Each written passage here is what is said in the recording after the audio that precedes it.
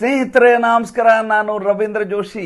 ನೀವು ನಮ್ಮ ವಿಡಿಯೋವನ್ನು ನೋಡ್ತೀರಿ, ಆ ವಿಡಿಯೋ ಕೆಳಗಡೆ ಕಮೆಂಟ್ ಹಾಕಿರ್ತಾರೆ ನಮ್ಮ ಸಾಮಾಜಿಕ ಪರಿವಾರದ ಬಂಧುಗಳು. ನೀವು ಕಮೆಂಟ್ ಹಾಕಿರ್ತೀರಿ. ಆ ಕಮೆಂಟ್ಗಳನ್ನು ನೋಡೋದ್ರ ಬಗ್ಗೆ ನಾನು ಹೆಚ್ಚು ಜಿಜ್ಞಾಸೆಯನ್ನು ಹೊಂದಿರ್ತೀನಿ, ಹೆಚ್ಚು ಕುತೂಹಲ ನನಗಿರ್ತದೆ. ಏನನ್ನು ನಮ್ಮ ಸಾಮಾಜಿಕ ಪರಿವಾರದ ಸದಸ್ಯರು ನಿರೀಕ್ಷೆ ಮಾಡ್ತಾರೆ, ಅವರ ಅಪೇಕ್ಷೆಗಳೇನು, ಅವರ ಆತಂಕಗಳೇನು.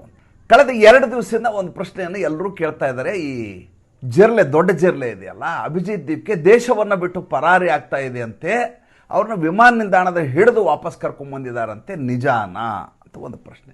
ಒಂದಷ್ಟು ಜನ ಕೇಳ್ತಾ ಇದ್ದಾರೆ, ಈ ಬಾರಿಯ ಜಿರ್ಲೆ ಪಾರ್ಟಿಯ ಸೆಪ್ಟೆಂಬರ್ 5ನೇ ತಾರೀಕಿನ ಪ್ರತಿಭಟನೆ ಏನಾಗುತ್ತೆ, ಏನು ತಯಾರಿ ನಡೆದಿದೆ, ಅದ್ರ ಬಗ್ಗೆ ಹೇಳಿ ಅಂತ ಒಂದಷ್ಟು ಜನ ಕೇಳ್ತಾರೆ. ಪಶ್ಚಿಮ ಬಂಗಾಳದ ಬೆಳವಣಿಗೆಯನ್ನು ಹೇಳ್ತಾ ಇಲ್ಲ ಅಂತ ಮತ್ತೊಂದಷ್ಟು ಜನ ಕೇಳ್ತಾರೆ. ಅಂದರೆ ಎಲ್ಲ ವಿಷಯಗಳ ಬಗ್ಗೆ ನಮ್ಮ ಪರಿವಾರದ ಬಂಧುಗಳು ಭಾಳ ಜಾಗೃತರಾಗಿದ್ದಾರೆ ಮತ್ತು ಜಿಜ್ಞಾಸುಗಳಾಗಿದ್ದಾರೆ ಅನ್ನೋದು ಖಚಿತ. ಅಲ್ಲಿಗೆ ಇವತ್ತು ನಾನು ಭಾಳ ಇಂಟ್ರೆಸ್ಟಿಂಗ್ ಆದಂಥ 2-3 ವಿಚಾರಗಳನ್ನು ಹೇಳ್ತೀನಿ. ಬಹುಶಃ ನಿಮ್ಮೆಲ್ಲ ಗೊಂದಲಗಳಿಗೆ ಅದು ನಿವಾರಣೆಯನ್ನು ಉಂಟು ಮಾಡಬಹುದಾದಂಥ ಸಂಚಿಕೆ ಅಂತ ನಾನು ವಿನೀತನಾಗಿ ಹೇಳ್ತಾ ಇದ್ದೀನಿ. ಅದಕ್ಕಿಂತ ಮುಂಚೆ ಒಂದು ಸಣ್ಣ ಕತೆ ಹೇಳ್ತೀನಿ. ಕತೆ ಏನಪ್ಪ ಅಂದರೆ, ಕಾಡಿನ ರಾಜ ಸಿಂಹ ಓಡಾಡ್ತಾ ಇದೆ. ಅದಕ್ಕಿದ್ದಕ್ಕಿದ್ದ ಹಾಗೆ ಗರ್ವ ಬಂದುಬಿಡ್ತೀವಿ. ನನ್ನನ್ನು ಎಲ್ಲರೂ ರಾಜ ರಾಜ ಅಂತ ಕರೀಲಿ, ರಾಜ ರಾಜ ಅಂತ ಕರೀಲಿ. ಏಯ್ ನಾನು ಯಾರು ಗೊತ್ತಾ ಅಂತ ಎದುರುಗಡೆ ಒಂದು ಪ್ರಾಣಿ ಬರ್ತಾಯಿತ್ತು.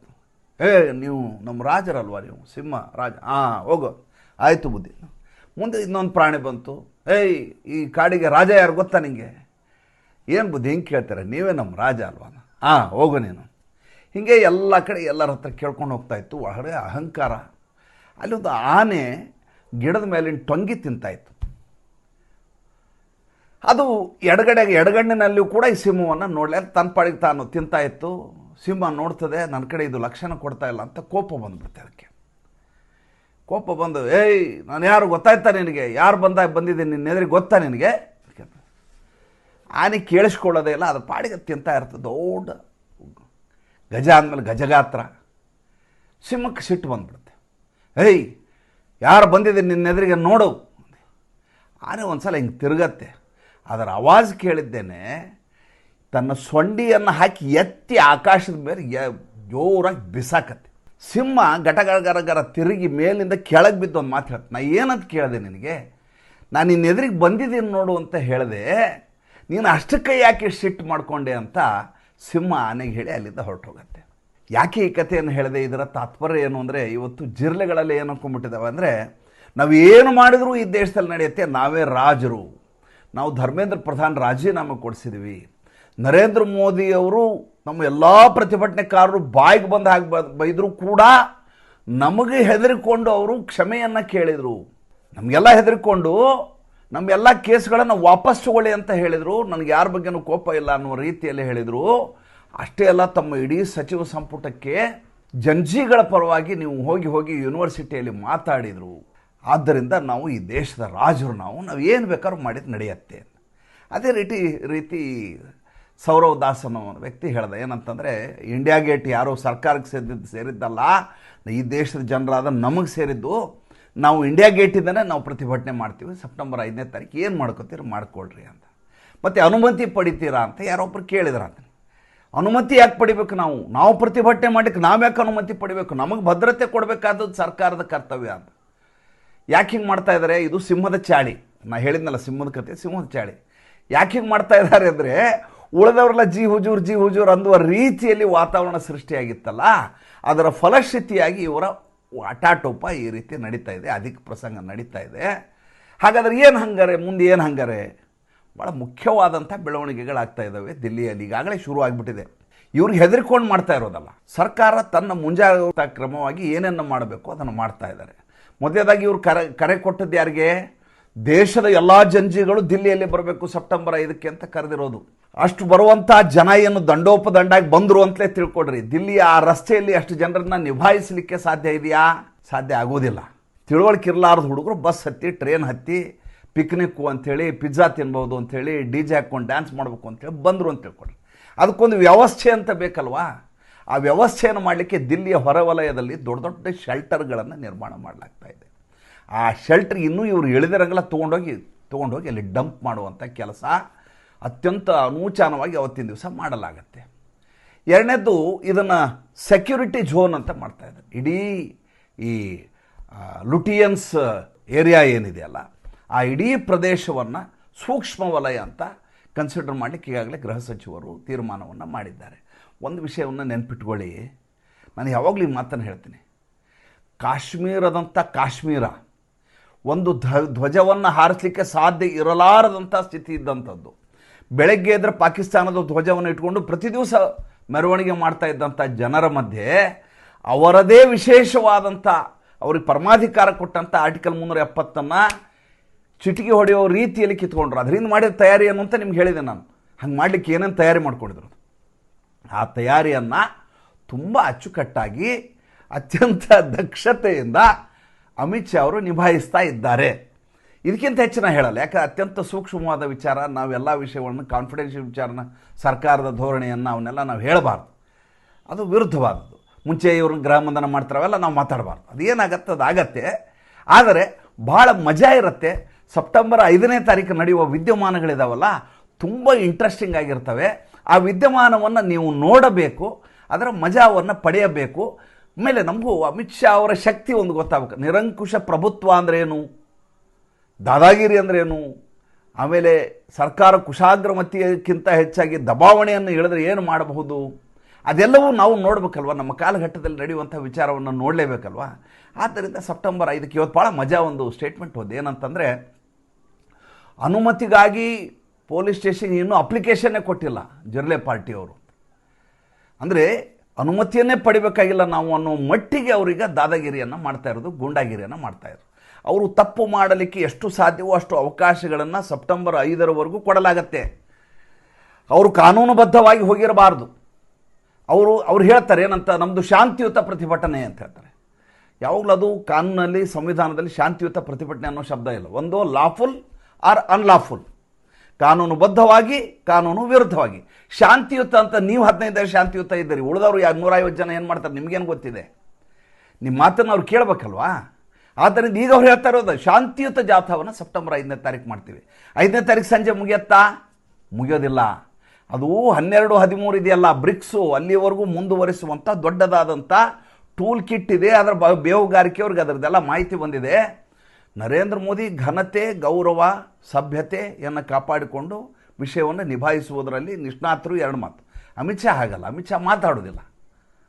ಮಾತಾಡಲಾರ್ದವ್ರು ಭಾಳ ಡೇಂಜರ್ ಯಾವತ್ತಿದ್ರು, ಯಾವಾಗಲೂ ನೆನ್ಪಿಟ್ಕೋಬೇಕು. ನನಗೆ ಭಾಳ ಇಂಟ್ರೆಸ್ಟಿಂಗ್ ಅನಿಸಿದ್ದು, ಮೊನ್ನೆ ಪ್ರಶಾಂತ್ ಕಿಶೋರ್ ಒಂದು ಪಾಡ್ಕಾಸ್ಟಲ್ಲಿ ಮಾತಾಡಿದರು. ಅದನ್ನ ಯಾವತ್ತರ ಉಲ್ಲೇಖ ಮಾಡ್ಬೇಕು ಅನ್ಕೋತಾ ಇದ್ದೆ. ನನಗೀಗ ಇದು ಮಾತಾಡ್ತಾ ಇರುವಾಗ ತಕ್ಷಣ ನೆನಪಾಯಿತು, ಅದನ್ನ ಹೇಳ್ಬಿಡ್ತೇನೆ ನಿಮ್ಗೆ. ನಂಗೆ ಹೇಳದೇ ಇದ್ರೆ ಸಮಾಧಾನ ಆಗಲ್ಲ. ನನಗೆ ಏನು ಗೊತ್ತಿರುತ್ತೋ ನಾನು ನಿಮ್ಮ ಎದುರಿಗೆ ಹೇಳಿಬಿಡ್ಬೇಕು. ಅಲ್ಲಿಗೆ ಒಂದು ಮನಸ್ಸಿಗೆ ಸಮಾಧಾನ ನನಗೆ. ಆತ ಹೇಳ್ತಾರೆ, ನರೇಂದ್ರ ಮೋದಿ ಬಗ್ಗೆ ಮಾತಾಡ್ತಾ ಇದ್ದ ಆತ. ನರೇಂದ್ರ ಮೋದಿ ಅವ್ರ ವಿರುದ್ಧ ನಿಮ್ಗೆ ಗೊತ್ತು, ಆದರೆ ಆತ ಗುಣಕ್ಕೆ ಮತ್ಸರ ಇಲ್ಲ ಅನ್ನೋದಕ್ಕೆ ಒಂದು ಮಾತನ್ನು ಹೇಳ್ತಾರೆ. ನೋಡ್ರಿ, ನರೇಂದ್ರ ಮೋದಿ 15 ವರ್ಷ ಸಂಘಟನೆಯಲ್ಲಿ ಕೆಲಸ ಮಾಡ್ಯಾರ, RSS ಅಲ್ಲಿ ಬೇರು ಮಟ್ಟದಲ್ಲಿ ಕೆಲಸ ಮಾಡಿರೋದು, ಚಹಾ ಮಾಡೋದು, ಕುರ್ಚೆ ಇಡೋದು, ಆ ರೀತಿ. ಮುಂದೆ ಒಂದು 13 ವರ್ಷ 14 ವರ್ಷ ಮುಖ್ಯಮಂತ್ರಿಯಾಗಿ ಕೆಲಸ ಮಾಡ್ಯಾರ. 15, 14, 29.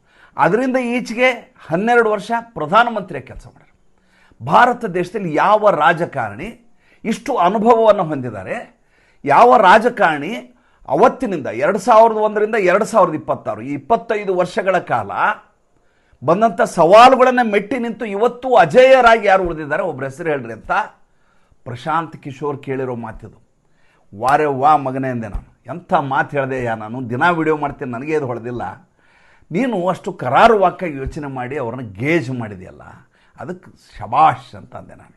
ನೋಡಿ, ಎಲ್ಲ ಭಾಳ ದೊಡ್ಡ ಮಟ್ಟದ ಇವತ್ತು ಚರ್ಚೆ ಮಾಡ್ತಾ ಇರೋದೇನೆಂದರೆ, ಸೆನೆಡೈ ಮಾಡಿದ್ದಾರೆ, ಬರ್ಖಾಸ್ತುಗೊಳಿಸಲಿಲ್ಲ, ಸಂಸತ್ತಿನ ಅಧಿವೇಶನವನ್ನು ಬರ್ಖಾಸ್ತುಗೊಳಿಸಿಲ್ಲ, ಮುಂದಿನ ಚಳಿಗಾಲದ ಅಧಿವೇಶನದವರೆಗೂ ಕಾಯಬೇಕಾಗಿಲ್ಲ, ಮಧ್ಯವೇ ಒಂದು ವಿಶೇಷವಾದಂಥ 2 ದಿವಸದ್ದೋ 3 ದಿವಸದ ಅಧಿವೇಶನವನ್ನು ಕರೀತಾರೆ ಅಂತ ಎಲ್ಲ ಚಾನಲ್ ಅವರು ಶುರು ಮಾಡಿಬಿಟ್ರೆ. ಇಷ್ಟು ದಿವಸ ಯಾರು ನರೇಂದ್ರ ಮೋದಿ ಅಮಿತ್ ಶಾ ಪರವಾಗಿ ಒಂದೇ ಒಂದು ಸ್ಟೇಟ್ಮೆಂಟನ್ನು ಕೊಟ್ಟಿಲ್ಲ. ಒಂದೇ ಒಂದು ಚಾನಲ್ನವರು ನರೇಂದ್ರ ಮೋದಿ ಅಮಿತ್ ಶಾ ಏನು ಮಾಡ್ತಾ ಇದ್ದಾರೆ ಅಂತ ಒಂದೇ ಒಂದು ಸ್ಕೂಪ್ ಸ್ಟೋರಿಯನ್ನು ಮಾಡಿಲ್ಲ, ಒಂದು ಬ್ರೇಕಿಂಗ್ ನ್ಯೂಸನ್ನು ಮಾಡಿಲ್ಲ. ಸಂಸತ್ತಿನ ಒಳಗಡೆ ಕೂತ್ಕೊಂಡು ತಮ್ಮ ಪಾರ್ಲಿಮೆಂಟಿಗೆ ಬಂದರು, ತಮ್ಮ ಆಫೀಸ್ನಲ್ಲಿ ಕೂತ್ಕೊಂಡು ಏನು ಮಾಡಿದರು ಅಂತ ಯಾವ ಚಾನಲ್ ಅವ್ರು ಹೇಳಿಲ್ಲ. ಅವರೆಲ್ಲ ಹೇಳಿದ್ದೇನು, ದಾನ್ ಚೋರಿ, ಚಂದಾ ಚೋರಿ, ಅದರ video, Akhilesh Yadav statement, Rahul Gandhi statement, Rahul Gandhi ಮಕರ ದ್ವಾರದಲ್ಲಿ ಏನು ಮಾಡ್ತಾರೆ, ಫುಲ್ ಮಸಾಲೆ ಕಾರ್ಯಕ್ರಮ ಮಾಡಿದರು. ಆ ಕಡೆ ಅಭಿಜಿತ್ ದೀಪ್ಕೆ ಏನು ಮಾಡ್ತಾ ಇದ್ದಾರೆ, ಈ ಕಡೆ ಸೌರವ್ ದಾಸ್ ಏನು ಮಾಡ್ತಾ ಇದ್ದಾರೆ. ಈ ರೀತಿ ಅತಿರಂಜಿತವಾದಂಥ ಜನರಿಗೆ ಖುಷಿ ಕೊಡಬಹುದಾದಂಥ ಮಸಾಲೆದಾರಾದಂಥ ಕ್ರೈಮ್ ಇರುವಂಥ ಸೆನ್ಸೇಷನಲ್ ಆದಂಥ ಸ್ಟೋರಿಗಳನ್ನ ಕಳೆದ 15 ದಿವಸದಿಂದ ಕೊಡ್ತಾನೆ ಇದ್ದಾರೆ. ನರೇಂದ್ರ ಮೋದಿ ಅವರು ನನಗೆ ಭಾಳ ಚೆನ್ನಾಗಿ ನೆನಪಿದೆ, ನಾನು ಅದ್ರ ಮೇಲೆ ವಿಡಿಯೋ ಮಾಡಿದ್ದೀನಿ. Oldest video of Ravindra Joshi ಅಂತ ನೀವು ಯೂಟ್ಯೂಬ್ ಹೋಗಿ, ನಮ್ಮ ಚಾನಲ್ ಹೋಗಿ, ಅದರಲ್ಲಿ ನಿಮ್ಗೆ ಬರ್ತಾವೆ. ಅವತ್ತಿನ ದಿವಸ ಮಾತಾಡಿರುವಂಥ ಕೆಲವೊಂದು ವಿಡಿಯೋಗಳಿದಾವೆ ನೋಡಿ, ನೀವು ಅದರಲ್ಲಿ ಹೇಳ್ತಾರೆ. ಅದರಲ್ಲಿ ಕೋವಿಡ್ ಸಂದರ್ಭದಲ್ಲಿ ಸೆಂಟ್ರಲ್ ವಿಸ್ಟಾ ನಿಲ್ಲಿಸಬೇಕು ಅಂತ ಕೋರ್ಟಿಗೆ ಮೊರೆ ಹೋಗಲಾಗಿತ್ತು, ಸಾರ್ವಜನಿಕ ಹಿತಾಸಕ್ತಿಯ ಮೊಕದ್ದಮೆ. ಇದರಿಂದ ಕೋವಿಡ್ ಹರಡತ್ತೆ, ಆದ್ದರಿಂದ ಕಾರ್ಮಿಕರಿಗೆ ಅನ್ಯಾಯ ಆಗುತ್ತೆ, ಆದ್ದರಿಂದ ಪಾರ್ಲಿಮೆಂಟ್ ಹೌಸನ್ನು ಕಟ್ಟಿಸೋದನ್ನು ನಿಲ್ಲಿಸಬೇಕು ಅಂತೇಳಿ. ನೋಡಿ ಯೋಚನೆ ಹೇಗೆ ಓಡುತ್ತೆ. ಎಡಚರದು ರಾಷ್ಟ್ರದ್ರೋಹಿಗಳು ಎಲ್ಲ ಹೇಗೆ ಕೆಲಸ ಮಾಡ್ತಾರೆ ಅಂದರೆ, ಜನಪರವಾಗಿ ನಾವಿದ್ದೀವಿ ಅನ್ನೋ ರೀತಿ ತೋರಿಸೋದು, ನರೇಂದ್ರ ಮೋದಿ ಅವರ ಯೋಜನೆಯನ್ನು ಕೆಡಿಸೋದು, ಅದು ಉದ್ದೇಶ, ಧ್ವಸ್ತಗೊಳಿಸೋ ಕಾರ್ಯಕ್ರಮ. ಕೋರ್ಟ್ ಹೇಳ್ತು ಹಂಗೆಲ್ಲ ಮಾಡಲಿಕ್ಕಾಗಲ್ಲ, ಅವ್ರಿಗೆ ಬೇಕಾದಂಥ ಸರ್ಕಾರ ಅವಾಗ ಅಭಿಯೋಜಕರು, ವಿಶೇಷ ಅಭಿಯೋಜಕರು ಇದ್ದವ್ರು ಹೇಳ್ತಾರೆ. ಏನಂತ ಹೇಳ್ತಾರೆ, ಅವಾಗ ಸಾಲಿಸಿಟರ್ ಜನರಲ್ ತುಷಾರ್ ಮೆಹ್ತಾ ಅವರು, ಆ ಸಂದರ್ಭದಲ್ಲಿ ಆಗಿದ್ದು. ಅವ್ರು ಹೇಳಿದರು, ನೋಡಿ ನಾವು ತೆಗೆದುಕೊಳ್ಳಬೇಕಾದಂಥ ಕೋವಿಡ್ನ ಸಂದರ್ಭದಲ್ಲಿ ಇರಬಹುದಾದಂಥ ಎಲ್ಲ ಮುಂಜಾಗರೂಕತಾ ಕ್ರಮವನ್ನು ಕೈಗೊಂಡಿದ್ದೇವೆ. ಯಾವ ಕೆಲಸಗಾರರು ಕೂಡ ಒಬ್ರಿಗೊಬ್ರು ಹತ್ತಿರ ಬರಲಾರ್ದಂಗೆ, ಸಾಂಕ್ರಾಮಿಕಗೊಳ್ಳಲಾರ್ದಾಗೆ ನಾವು ಕೆಲಸವನ್ನು ಮಾಡ್ತಾ ಇದ್ದೇವೆ. ಕೆಲಸವನ್ನು ನಿಲ್ಲಿಸಬೇಕಾದ ಅಗತ್ಯತೆ ಇಲ್ಲ, ಕೋರ್ಟು ಕಂಟಿನ್ಯೂ ಮಾಡಿ ಅಂತ ಹೇಳ್ಬಿಡ್ತೀವಿ.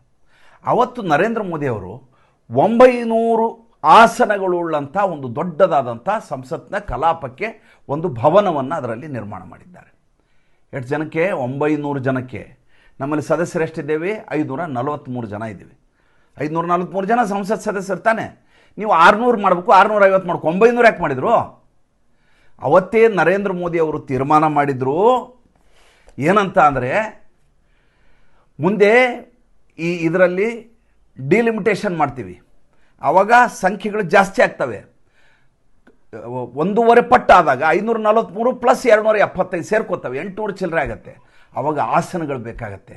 ಅದಕ್ಕೆ ಈಗಲೇ ಅದಕ್ಕೆ ನಾವು ತಯಾರಿಯನ್ನು ಮಾಡ್ಕೋಬೇಕು ಅಂತ ಅವರು ಅವತ್ತೇ 2016-17ರಲ್ಲಿ ಪ್ಲ್ಯಾನ್ ಹಾಕಿಸಿದಾಗ ಆ ಡಿಲಿಮಿಟೇಷನ್ ಬಗ್ಗೆ ಆಲೋಚನೆ ಮಾಡಿದರು. ಸಂಸತ್ ಸದಸ್ಯತ್ವ ಜಾಸ್ತಿ ಆಗಬೇಕು, ಸಂಸತ್ ಸದಸ್ಯರು ಜಾಸ್ತಿ ಆಗಬೇಕು, ಅವ್ರಿಗಿಂತ ಲೋಕಸಭಾ ಕ್ಷೇತ್ರ ಡಿವೈಡ್ ಆಗಬೇಕು ಅಂತ ಅವತ್ತೇ ಆಲೋಚನೆ ಮಾಡಿದ್ರು. ಎಲ್ಲಿಯಾದರೂ ನರೇಂದ್ರ ಮೋದಿ ಇದ್ರ ಬಗ್ಗೆ ಒಂದೇ ಒಂದು ಮಾತನ್ನು ಹೇಳಿದ್ರ? ಎರಡನೇದು, 1 ನೇಷನ್ 1 ಎಲೆಕ್ಷನ್ ಬಗ್ಗೆ ಎಲ್ಲರೂ ಇವತ್ತು ಮಾತಾಡ್ತಾ ಇದ್ದಾರೆ. ಮತ್ತೆ ಅದೇ ಮಾತು ಶುರುವಾಗಿದೆ. ನರೇಂದ್ರ ಮೋದಿ ಮನಸ್ಸು ಮಾಡಿದ್ದೇನು ಅಂತ ಸುಮ್ಮನೆ ಆಲೋಚನೆ ಮಾಡಿ ನೋಡಿ. ಅವ್ರ ಕೈಯಲ್ಲಿ 22 ರಾಜ್ಯಗಳಿದ್ದಾವೆ. ಆ 22 ರಾಜ್ಯಗಳ ಎಲ್ಲ ಅಸೆಂಬ್ಲಿಗಳನ್ನ ನೀವು ಬರ್ಖಾಸ್ತುಗೊಳಿಸಿ ಚುನಾವಣೆಗೆ ಸನ್ನದ್ಧರಾಗಿ ಅಂತ ಒಂದು ನೋಟಿಫಿಕೇಶನ್ ಜಾರಿ ಮಾಡಿದ್ದೆ. ಆದರೆ ಏಕಕಾಲಕ್ಕೆ 22 ರಾಜ್ಯಗಳಲ್ಲಿ ಒಂದೇ ಸಲ ಚುನಾವಣೆ ನಡೆದು ಹೋಗುತ್ತೆ 2029ರಲ್ಲಿ. ಅದಕ್ಕೆ ನೀವು ಕಾನೂನಿನ ತಿದ್ದುಪಡಿ ತರಬೇಕಾಗಿಲ್ಲ. ಕಾನೂನು ತಿದ್ದುಪಡಿ ತರ್ತಾರೆ, ಅದು ಬೇರೆ ವಿಚಾರ. ಅವರು ತೀರ್ಮಾನ ಮಾಡಿದರೆ 2020, ನನಗೆ ಹೇಳುವಾಗಲೇ ನಗು ಬರ್ತೀರ ಅವ್ರ ವಿಚಾರ. 2029ರ ಲೋಕಸಭಾ ಚುನಾವಣೆಗೆ ಮುನ್ನ ಎಲ್ಲ ರಾಜ್ಯಸಭೆ, ಎಲ್ಲೆಲ್ಲಿ ರಾಜ್ಯಗಳಲ್ಲಿ BJP ಸರ್ಕಾರ, ಮೈತ್ರಿ ಸರ್ಕಾರ ಇದೆಯೋ ಅವರೆಲ್ಲ ವಿಸರ್ಜನೆ ಮಾಡಿ ಅಂತ ಹೇಳಿದ್ರೆ ವಿಸರ್ಜನೆ ಮಾಡಲೇಬೇಕು. ಮಾಡದೇ ಇರೋಕ್ಕಾಗದೇ ಇಲ್ಲ. ಆವಾಗ 1 ನೇಷನ್ 1 ಎಲೆಕ್ಷನ್ ತಂತಾನೆ ಆದಂಗೆ ಆಗ್ಬಿಡುತ್ತೆ. ಉಳಿದು ಒಂದು 6-7 ಉಳಿಲಿ ಬಿಡ್ರಿ, ಏನಾಗ್ತವೆ, ಆಗಿದ್ದು ಆಗಲಿ. ಎಷ್ಟಿದಾವೆಲ್ಲ ಸುಮ್ಮನೆ ಕಲ್ಪನೆ ಮಾಡ್ಕೊಂಡು ನೋಡಿ. ಮಾಧ್ಯಮದ TV ಚಾನಲ್ನಲ್ಲಿ ಬರುವ ಸುದ್ದಿಗೂ ನಾವು ಹೇಳುವ ಸುದ್ದಿಗೂ ಎಷ್ಟು ವ್ಯತ್ಯಾಸ ಇರುತ್ತೆ ಅಂತ ಗಮನಿಸಿ ನೋಡಿ. 2016 ನವೆಂಬರ್ 8ಕ್ಕೆ ಡಿಮಾನಿಟೈಸೇಷನ್ ಮಾಡಿದ್ರು ನರೇಂದ್ರ ಮೋದಿ ಅವರು. ಅವ್ರಿಗೆ ಅನಿಲ್ ಬೋಖಿಲ್ ಅನ್ನುವಂಥ ಒಂದು ಕಮಿಟಿ ಅವ್ರಿಗೆ ಸಜೆಷನ್ ಕೊಟ್ಟಿದ್ರು. ಅವರು ಯಾರ್ಯಾರಿಗೆ ಸಜೆಸ್ಟ್ ಮಾಡಿದರು ಡಿಮಾನಿಟೈಸೇಷನ್ ಕಾಳಸಂತೆಯನ್ನು ನಿಲ್ಲಿಸಲಿಕ್ಕೆ ಅಂದರೆ, ಬಾಬಾ ರಾಮದೇವ್, ಮನಮೋಹನ್ ಸಿಂಗ್ ಎಲ್ಲರೆದುರಿಗೂ ಪ್ರೆಸೆಂಟೇಷನ್ ಕೊಟ್ಟಿದ್ದರು. ಅಷ್ಟೇ ಅಲ್ಲ, ನರೇಂದ್ರ ಮೋದಿ ಅವರಿಗೆ 2012ರಲ್ಲಿ ಹೇಳಿದರು ಅವರು, ಈ ದೇಶದಲ್ಲಿ ಈ ರೀತಿಯಾದ ವ್ಯವಸ್ಥೆ ಬಂದರೆ ದೇಶದ ಕಾಳಸಂತೆಯನ್ನು ನಾವು ಸ್ತಬ್ಧಗೊಳಿಸಬಹುದು ಅಂತ. ನರೇಂದ್ರ ಮೋದಿ ಅವರು ಗುಜರಾತಿನ ಮುಖ್ಯಮಂತ್ರಿ, ಏನು ಮಾಡಲಿಕ್ಕೆ ಸಾಧ್ಯ ಇದೆ? 2014ರಲ್ಲಿ ಪ್ರಧಾನಮಂತ್ರಿ ಆದರು. ಅದಾದಮೇಲೂ ಅದು ಕಾರ್ಯಾಚರಣೆಗೆ ತರಲೇ ಇಲ್ಲ, ಅವರು ಡಿಮಾನಿಟೈಸೇಷನ್ ಮಾಡಲೇ ಇಲ್ಲ. ಈ ಅನಿಲ್ ಬೋಖಿಲ್ಗೆ ಬೇಜಾರಾಯಿತು. ಏನಪ್ಪ, ನಾವು ಇಷ್ಟೆಲ್ಲ ದೇಶಕ್ಕೋಸ್ಕರ ಎಲ್ಲ ಮಾತಾಡಿದ್ದೀವಿ, ದೊಡ್ಡ ದೊಡ್ಡ ಚಾರ್ಟರ್ಡ್ ಅಕೌಂಟೆಂಟ್ಸು ಎಲ್ಲ ಕೂತು ಚರ್ಚೆ ಮಾಡಿದ್ವಿ, ಏನು ಮಾಡಲೇ ಇಲ್ಲ ನರೇಂದ್ರ ಮೋದಿ. ನೋಡಿ, ಒಬ್ಬ ಆರ್ಕಿಟೆಕ್ಟು ಒಂದು ಡಿಸೈನ್ ಕೊಡ್ತಾರೆ. ನೋಡಿ, ಪಿಲ್ಲರ್ ಹಿಂಗಿರುತ್ತೆ, 22 ಅಂತಸ್ತಿನ ಬಿಲ್ಡಿಂಗ್ ಇರುತ್ತೆ, ಬಲಗಡೆ ಇದು ಇರುತ್ತೆ, ಎಡಗಡೆ ಇರುತ್ತೆ, ಎಲ್ಲ ಚಿತ್ರ ಕಟ್ಟಲಿಕ್ಕೆ ಎಷ್ಟು ಸಮಯ ಹಿಡಿಯುತ್ತೆ? 2 ವರ್ಷ, 3 ವರ್ಷ, 4 ವರ್ಷ. ಯಾಕೆ? ಇಟ್ಟಿಗೆ ತಂದು ಇಡಬೇಕು, ಫೌಂಡೇಶನ್ ಹಾಕಬೇಕು, ಬಿಲ್ಡಿಂಗ್ ಕಟ್ಟಬೇಕು. ಚಿತ್ರ ಬರದ ತಕ್ಷಣ ಬಿಲ್ಡಿಂಗ್ ಆಗಲ್ಲ. ಅದು ಬಿಲ್ಡಿಂಗ್ ಕಟ್ಟಲಿಕ್ಕೆ ಅದರದೇ ಆದಂಥ ವಿಧಾನ ಇದೆ. ಅದು ಪ್ರಾಕ್ಟಿಕಲಿ ಹ್ಯೂಮನ್ಲಿ ಮಾಡಬೇಕಾದ ಕೆಲಸ. ಅದು ಚಿತ್ರ ಬರ್ದೇನೆ ಅಂದ್ಕೊಳ್ಳಿ, ಚಿತ್ರ ಬಿಲ್ಡಿಂಗ್ ಎದ್ದು ನಿಲ್ಬಿಡೋದಿಲ್ಲ. ಇದು ಕೂಡ ಅಷ್ಟೇ. ಡಿಮಾನಿಟೈಸೇಷನ್ ಮಾಡಿದ ತಕ್ಷಣ ಮುಂದಾಗಬಹುದಾದಂಥ ಆಪತ್ತುಗಳು, ವಿಪತ್ತುಗಳು, ಸಮಸ್ಯೆಗಳು ಅದೆಲ್ಲವನ್ನು ನಿಭಾಯಿಸುವಂಥ ಒಂದು ವ್ಯವಸ್ಥೆ ನಿರ್ಮಾಣ ಆಗಬೇಕು. ತಕ್ಷಣದಲ್ಲಿ 2000 ನೋಟ್ ಪ್ರಿಂಟ್ ಮಾಡುವಂಥ ವ್ಯವಸ್ಥೆಯನ್ನು ತಯಾರಿ ಮಾಡಿ ಇಟ್ಕೊಂಡಿರಬೇಕು. ಬೇರೆ ನೋಟುಗಳು ತಯಾರಾಗಿರಬೇಕು. ಈಗ ಇರುವಂಥ ನೋಟುಗಳನ್ನು ಎಲ್ಲಿ ವ್ಯಯಿಸಬೇಕು, ಎಲ್ಲಿ ನೀವು ಕೋಆಪರೇಟಿವ್ ಬ್ಯಾಂಕಿಗೆ ಕೊಡಬೇಡಿ ಅಂತ ಅದರಲ್ಲಿ ಹೇಳಿದರು. ಪೋಸ್ಟ್ ಆಫೀಸಿನ ಬ್ಯಾಂಕಲ್ಲಿ ಕೊಡಿ, ಪೋಸ್ಟ್ ಆಫೀಸ್ನಲ್ಲಿ ಕೊಡಿ ಅಂತ ಹೇಳಿದ್ರು. ಯಾಕೆ ಹೇರಾಫೇರಿ ಆಗೋದು ಕೋಆಪರೇಟಿವ್ ಬ್ಯಾಂಕ್ಗಳಲ್ಲಿ, ರಾಜಕಾರಣಿಗಳು ನಡೆಸೋ ವ್ಯವಸ್ಥೆ ಅದು. ನ್ಯಾಷನಲೈಸ್ಡ್ ಬ್ಯಾಂಕಲ್ಲಿ ಕೊಡು ಅಂತ ಹೇಳಿದರು. ಅಂದರೆ ಅದಕ್ಕೆ ಬೇಕಾದಂಥ ತಯಾರಿಯನ್ನು ನರೇಂದ್ರ ಮೋದಿ ಮಾಡ್ಕೊಂಡಿದ್ರು. ಅದಾದ ಮೇಲೆ ಡಿಮಾನಿಟೈಸ್ ಮಾಡಿದ್ರವೇನೋ ಅಲ್ಲಿವರೆಗೂ ಮಾಡಲಿಲ್ಲ. ಅವರು ತಯಾರಿ ಆಗಲಾರ್ದೆ ಯಾವ ಕೆಲಸ ಮಾಡೋದಿಲ್ಲ ಮತ್ತು ಹೇಳೋದಿಲ್ಲ. ಅದು ಭಾಳ ವಿಶೇಷವಾದ. 2011-12 ದೊಡ್ಡ ಮಟ್ಟದ ಈ ದೇಶದಲ್ಲಿ ಒಂದು ಕ್ರಾಂತಿ ಆದಂಥ ಸನ್ನಿವೇಶ ಅದು. ಅಣ್ಣಾ ಹಜಾರೆ ಅವ್ರ ಮೂಮೆಂಟು ಏನು, ಅದ್ರ ಬಗ್ಗೆ ಇಡೀ ದೇಶಾದ್ಯಂತ ಸೆನ್ಸೇಷನ್ನು, ಇಂಡಿಯಾ ಅಗೇನ್ಸ್ಟ್ ಕರಪ್ಷನ್ನು. ಈ ದೇಶದಲ್ಲಿ ಅತಿ ದೊಡ್ಡ ನಾಯಕ ಯಾರು ಅಂತ ನೀವು ಯಾರು ಕೇಳಿದ್ರೆ ಯಾರು ಅವತ್ತಿನ ದಿವಸ ನರೇಂದ್ರ ಮೋದಿ ಹೆಸರು ಯಾರು ಹೇಳ್ತಾ ಇದ್ರ? ಯಾರು ಹೇಳ್ತಿರಲ್ಲ. ಅರವಿಂದ್ ಕೇಜ್ರಿವಾಲ್ ಎಂಥ ನಾಯಕನನ್ನು ನಾವು ಹುಟ್ಟಾಕಿದ್ದೀವಿ ಅಂತ ಇಡೀ ದೇಶ ಒಕ್ಕೊರಲಿನಲ್ಲಿ ಅವತ್ತು ಒಪ್ಕೊಂಡ್ಬಿಟ್ಟಿತ್ತು. ಯಾಕಂದ್ರೆ ಜೊತೆಗಿದ್ದಂಥ ಜನ ಹಂಗಿದ್ರು, ಅಲ್ಲಿ ಭಾಳ ದೊಡ್ಡವರಿದ್ದರು. ಭಾಳ ದೊಡ್ಡ ಮಟ್ಟದ ಕ್ರಾಂತಿ ಅದು. ಅಲ್ಲಿ ನರೇಂದ್ರ ಮೋದಿ ಅವರು 2014ಕ್ಕೆ ತಯಾರಿ ಮಾಡ್ಕೋತಾ ಇದ್ರು. ನೀನು ಬಂದು ಎಲ್ಲ ಫಲವತ್ತಾಗಿ ಎಲ್ಲವನ್ನು ತಯಾರಿ ಮಾಡು, ನಾನು ಈ ದೇಶವನ್ನು ಮುನ್ನಡೆಸ್ತೀನಿ ಅಂತೇಳಿ 2014ಕ್ಕೆ ಎಂಟ್ರಿ ಕೊಟ್ಟರು. ಯಾವ ರೀತಿ ಎಂಟ್ರಿ ಕೊಟ್ಟರು? ನೀವು ಕಲ್ಪನೆಯನ್ನೇ ಮಾಡ್ಕೊಳ್ಳಿಕ್ಕೆ ಆಗಲಾರದ ರೀತಿಯಲ್ಲಿ ದೃಷ್ಟಾರನಾಗಿ ಹೊರಹೊಮ್ಮಿದರು ನರೇಂದ್ರ ಮೋದಿ ಅವರು. ಹೊರಹೊಮ್ಮಿದ್ದಷ್ಟೇ ಅಲ್ಲ, ಪ್ರಧಾನಮಂತ್ರಿ ಆದಮೇಲೆ ಒಂದು ಹಳ್ಳಿಗೂ ಮತ್ತು ಪ್ರಧಾನಮಂತ್ರಿಗೂ ನೇರ ಸಂಪರ್ಕ ಆಗುವಂಥ ಯೋಜನೆಗಳಂತಂದರು. ಅದ್ರ ಬಗ್ಗೆ ಮತ್ತೆ ಮಾತಾಡ್ತೇನೆ ಬೇರೆ ಸಂದರ್ಭದಲ್ಲಿ. ಮುಂಚೆ ಹಳ್ಳಿನಲ್ಲಿ ಮ್ಯಾಕ್ಸಿಮಮ್ ಅಂದರೆ ತಹಶೀಲ್ದಾರ್ ಆಫೀಸ್ಗೆ ಹೋಗ್ತಿದ್ರಿ, ರೆವಿನ್ಯೂ ಆಫೀಸ್ಗೆ ಹೋಗೋರು, ಶಿರಸ್ತೆದಾರ್ ಹತ್ರ ಹೋಗೋರು, ರೆವಿನ್ಯೂ ಇದರ ಕಾರ್ಕೂನನ ಹತ್ರ ಹೋಗೋರು, ಮಂಡಲ ಪಂಚಾಯತ್ ಆದಮೇಲೆ ಜಿಲ್ಲಾ ಪಂಚಾಯತ್ ಲೆವೆಲ್ ಬರ್ತಾಯಿತ್ತು. ನೇರವಾಗಿ ನರೇಂದ್ರ ಮೋದಿ ಜೊತೆ ಕನೆಕ್ಟು, ಸೆಂಟ್ರಲ್ ಗೌರ್ಮೆಂಟ್ ಜೊತೆ ಕನೆಕ್ಟೇ ಇರಲಿಲ್ಲ. ಇದ್ದದ್ದೇ ಎರಡು. ಕೇಂದ್ರ ಸರ್ಕಾರದ ಜೊತೆ ನಾವು ಜನಸಾಮಾನ್ಯರ ಸಂಪರ್ಕ ಇದ್ದದ್ದು ಎರಡೇ, ಒಂದು ಪೋಸ್ಟ್ ಆಫೀಸು, ಇನ್ನೊಂದು ರೈಲ್ವೆ. ಮೂರನೇದು ನಮ್ಮನೆಯಿಂದ ಯಾರ ಸೈನ್ಯಕ್ಕೆ ಹೋಗಿದ್ರೆ ಅದೊಂದು, ಮೂರನೇದು ಬಿಟ್ಟರೆ ಬೇರೆ ಯಾವುದಿತ್ತು ಹೇಳಿ ಸ್ವಾಮಿ? ಯಾವುದೂ ಇರಲಿಲ್ಲ. ಹಳ್ಳಿಗೂ ಮತ್ತು ಕೇಂದ್ರಕ್ಕೂ ಸಂಪರ್ಕವನ್ನು, ಬಂಧವನ್ನು ಜೋಡಿಸಿದ್ದು ನರೇಂದ್ರ ಮೋದಿ. ಯಾರಿಗೂ ಇದು ಗೊತ್ತೇ ಆಗಲ್ಲ. ಈಗ ಮಾತಾಡೋದು ಏನಂದರೆ ಎಲ್ಲ ನರೇಂದ್ರ ಮೋದಿ ಬಗ್ಗೆ ಎಲ್ಲರಿಗೂ ಬೇಸರ ಇದೆ, ಬೆಲೆ ಏರಿಕೆ ಆಗಿದೆ, ಇವತ್ತು ನಿರುದ್ಯೋಗ ತಾಂಡವಾಡ್ತಾರೆ. ನಾವು ಸಣ್ಣವರಿದ್ದಾಗ ಬೆಲೆ ಏರಿಕೆ ಆಗಿರಲಿಲ್ವಾ? ಅವತ್ತು ನಮ್ಮಪ್ಪ 2 ರೂಪಾಯಿ ಕಾಯಿಪಲ್ಯ ತೊಗೊಂಬ ಅಂತ ಕೊಡೋನು, 2 ರೂಪಾಯಿ ಕೊಟ್ಟಾಗ ಬೈಯೋನು. ನಾವು ಸಣ್ಣವರಿದ್ದಾಗ 2 ಬಿಲ್ಲಿನಲ್ಲಿ ಇಡೀ ಕಾಯಿಪಲ್ಯ ತರ್ತಿದ್ವಿ, ನಿನ್ಗೆ 2 ರೂಪಾಯಿ ಕೊಡ್ಬೇಕು ನಾ ಇವತ್ತು ಅಂತ. ಆ 2 ರೂಪಾಯಿದಲ್ಲಿ 20 ಪೈಸೆ ಉಳಿಸ್ಕೋತಿದ್ವಿ ನಾವು. ಅದರಾಗ 2 ಪೈಸದ್ದು ನಿಂಬೆ ಹೋಳಿ ಪೇಪರ್ ಮಾಡಿ ತೊಗೋತಿದ್ವಿ. ಇವತ್ತು ನಾವು 2000 ರೂಪಾಯಿ ತೊಗೊಂಡೋಗಿ ತರಕಾರಿ ತರ್ತೀವಿ. ಅಂದರೆ ಬೆಲೆ ಏರಿಕೆ ಆಗಿದೆಯಾ? ಅವತ್ತು ನಮ್ಮ ಅಪ್ಪನ ಕಾಲಕ್ಕೆ ನಮಗೆ ಕೊಟ್ಟ 2 ರೂಪಾಯಿ ಬೆಲೆ ಏರಿಕೆ ಅಪ್ಪನಿಗೆ, ನನಗೆ ಇವತ್ತು 2000 ರೂಪಾಯಿ ನನಗೆ ಬೆಲೆ ಏರಿಕೆ. ರೂಪಾಯಿ ಅಪಮೌಲ್ಯಗೊಂಡಿದೆ, ನಮಗೆ ಅರ್ಥ ಆಗ್ತಾ ಇಲ್ಲ. ಮುಂಚೆ ಯಾವುದಾದ್ರೂ ಬಸ್ ಕಂಡಕ್ಟ್ರು 5 ಪೈಸೆ ಕೊಡೋದಿದ್ರೆ ಕಾದು ನಿಂತು 5 ಪೈಸೆ ಇಸ್ಕೊಂಡು ಹೋಗ್ತಿದ್ವಿ. ಇವತ್ತು 5 ರೂಪಾಯಿ ಇದ್ರೂ ಬಿಟ್ಟು ಹೋಗ್ತೀವಿ. ಅಂದರೆ ರೂಪಾಯಿಯ ಮೌಲ್ಯ ಕೆಳಗಾಗಿದೆ. ನಿರುದ್ಯೋಗ ಅವತ್ತು ಇತ್ತು. ನೋ ವ್ಯಾಕನ್ಸಿ ಅಂತ ಎಲ್ಲ ಫ್ಯಾಕ್ಟ್ರಿಗಳ ಮೇಲೆ, ಹೋಟೆಲ್ ಮೇಲೆ ಬೋರ್ಡಲ್ಲಿರೋದು. ಈಗ ಎಲ್ಲರ ನಿಮ್ಗೆ ಆ ರೀತಿ ಕಾಣತ್ತನ್ರಿ? ತೋರಿಸ್ಬಿಡಿ ನೋಡೋಣ ನೋ ವ್ಯಾಕನ್ಸಿ ಅನ್ನೋಂಥ ಬೋರ್ಡ್ ಯಾವುದಾದ್ರು ಇಂಡಸ್ಟ್ರಿ ಮುಂದೆ. ವಾಂಟೆಡ್ ಡ್ರೈವರ್ಸ್ ಅಂತ ಹಾಕಿರ್ತಾರೆ ಎಲ್ಲ ಬಸ್ಗಳು, ಲಾರಿಗಳು ಎಲ್ಲದ್ರ ಮೇಲೆ. ಯಾಕೆ? ಅಷ್ಟು ವಿಪುಲವಾದಂಥ ಅವಕಾಶಗಳಿರೋ ಸಂದರ್ಭ ಇದು. ಇದನ್ನು ಅರ್ಥ ಮಾಡಿಕೊಳ್ಳಾರದೆ ಜಿರಲೆಗಳು ನಾವು ಈ ರಾಜ್ಯದ ಸಿಂಹ, ಈ ದೇಶದ ಸಿಂಹ ಅಂತೇಳಿ ಬಂದು ದಿಲ್ಲಿಯಲ್ಲಿ ಜಂತರ್ ಮಂತರಲ್ಲಿ ಕೂಡ್ತೀನಿ, ಇಂಡಿಯಾ ಗೇಟ್ ಹತ್ರ ಕೂತು ನಿಮ್ಮ ಬ್ರಿಕ್ಸ್ ಸಮಿಟನ್ನು ಹಾಳು ಮಾಡ್ತೀನಿ ಅಂದರೆ ಪ್ರತಿ ಸಲ ಅದೇ ರೀತಿ ವಿಫಲ ಆಗತ್ತೆ ಅಂತ. Every day is not Sunday ಅಲ್ವಾ? ಯೋಚನೆ ಮಾಡಿ ನೋಡಿ. ಮತ್ತು ಮುಂದಿನ ಸಂಚಿಕೆಯಲ್ಲಿ ಹೊಸ ವಿಷಯದೊಂದಿಗೆ ಬರ್ತೀನಿ. ಈ ಸಂಚಿಕೆ ಹೇಗೆ ಅನ್ನಿಸ್ತು ದಯವಿಟ್ಟು ತಿಳಿಸಿ. ಮತ್ತು ನಮ್ಮ ಮುಕ್ತ ಪತ್ರಿಕೋದ್ಯಮಕ್ಕೆ ಆರ್ಥಿಕವಾಗಿ ಬೆಂಗಾವಲಾಗಿ ನಮಸ್ಕಾರ.